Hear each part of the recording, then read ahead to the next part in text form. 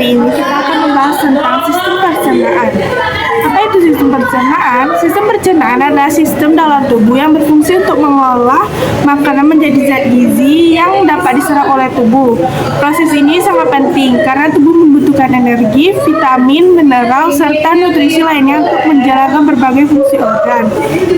Secara umum, proses pencernaan dimulai dari mulut hingga anus. Organ-organ yang terlibat adalah antara lain mulut, kerongkongan atau esophagus, lambung, usus halus, usus besar, rektum, dan anus. Selain itu, terdapat organ tambahan lain seperti hati, pankreas, dan kantong empedu yang membantu proses pencernaan. Fisiologi sistem pencernaan menyangkut beberapa proses, yaitu proses memasukkan makanan, pencernaan secara mekanik dan kimiawi, penyerapan zat gizi, serta pengeluaran sisa makanan dari tubuh.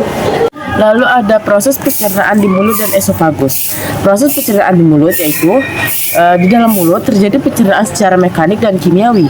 Pencernaan mekanik dilakukan oleh gigi yang berfungsi untuk mengunyah makanan menjadi bagian yang lebih kecil sehingga lebih mudah untuk dicerna. Selain itu, terdapat air liur yang dihasilkan oleh kelenjar saliva.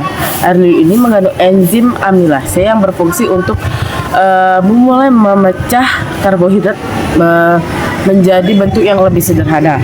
Setelah makanan dikunyah dan bercampur dengan air liur, makanan akan membentuk bolus. Bolus kemudian ditelan dan masuk ke esofagus atau kerongkongan. Di esofagus terjadi gerakan peristaltik, yaitu gerakan otot yang mendorong makanan menuju lambung. Gerakan ini terjadi secara otomatis dan membantu makanan bergerak tanpa harus dibantu oleh gravitasi. Proses pencernaan di lambung. Setelah melewati esofagus, makanan akan masuk ke lambung. Lambung berfungsi sebagai tempat penyimpanan sementara makanan sekaligus tempat berlangsungnya pencernaan berlanjut. Di dalam lambung terjadi pencernaan mekanik melalui gerakan otot lambung yang mengaduk makanan. Selain itu, terjadi pencernaan kimiawi dengan bantuan asam lambung dan enzim pencernaan. Asam lambung atau asam klorida berfungsi untuk membunuh kuman yang masuk bersama makanan serta membantu mengaktifkan enzim pensin.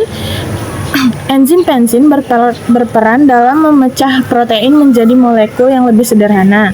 Makanan yang telah dicerna di lambung akan berubah menjadi bentuk semi cair yang disebut kimus. Kemudian secara bertahap dialirkan menuju usus halus. Proses pencernaan dan penyerapan di usus halus.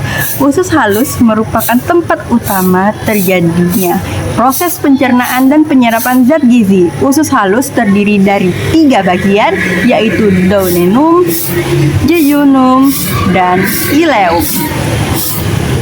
Bagian duodenum, makanan akan tercampur dengan cairan empedu dari hati dan enzim.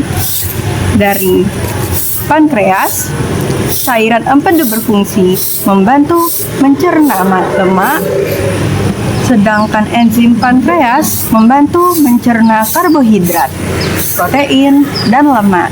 Setelah proses pencernaan selesai, zat gizi seperti glukosa, asam amino, asam lemak, vitamin, dan mineral akan diserap melalui dinding usus halus di dalam aliran darah. Struktur khusus pada usus halus yang disebut villi dan mikrofili membantu memperluas permukaan penyerapan sehingga proses penyerapan nutrisi dapat berlangsung lebih efektif. Setelah dari usus halus, sisa makanan yang tidak tercerna akan masuk ke usus besar. Fungsi utama usus besar adalah menyerap air dan elektrolit dari sisa makanan tersebut. Di usus besar juga terdapat bakteri baik yang membantu proses pembusukan sisa makanan serta menghasilkan beberapa vitamin seperti vitamin K. Setelah itu, sisa makanan akan membentuk feses. Feses kemudian disimpan sementara di rektum sebelum akhirnya dikeluarkan melalui anus dalam proses yang disebut defekasi. Sebagai kesimpulan, fisiologi sistem pencernaan merupakan proses yang kompleks dan melibatkan berbagai organ yang bekerja secara terkoordinasi untuk mengolah makanan menjadi nutrisi yang dibutuhkan tubuh. Dengan memahami sistem pencernaan, kita dapat lebih menjaga kesehatan tubuh melalui pola makan yang sehat dan seimbang. Terima kasih.